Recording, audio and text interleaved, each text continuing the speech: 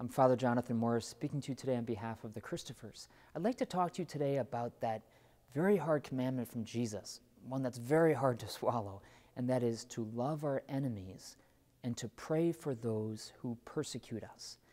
Now, not all of us have enemies, but we do have people who we don't get along with.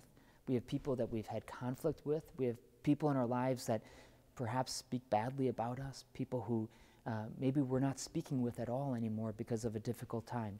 Let's call those enemies, so to speak. God is inviting us to love them. God is calling us to pray for those who persecute us. Now, we have a great example of how to do this. And I think this can change our lives if we apply it to our own situation. That is Jesus himself on the cross, who looked down and said, "Father, forgive them, for they do not know what they do. Forgive them, for they do not know what they do." Do you see that compassion that the Lord had? It was a sense of such mercy and such forgiveness and thinking the best of those who were killing him. Now, those were real enemies. What if we were to imitate that? In every single relationship in our lives that's difficult, if we were to say, "Lord, forgive them, for they do not know what they do." I can hear you almost speaking through the camera. Well, this person does know what they're doing.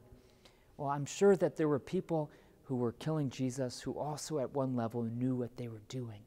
But Jesus looked down upon them with mercy and said, "Father, forgive them, for they do not know what they do."